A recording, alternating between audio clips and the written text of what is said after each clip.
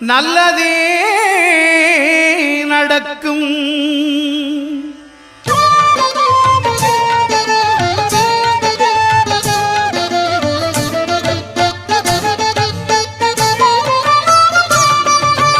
ஒன்பது கோளும் ஒன்றாய் காண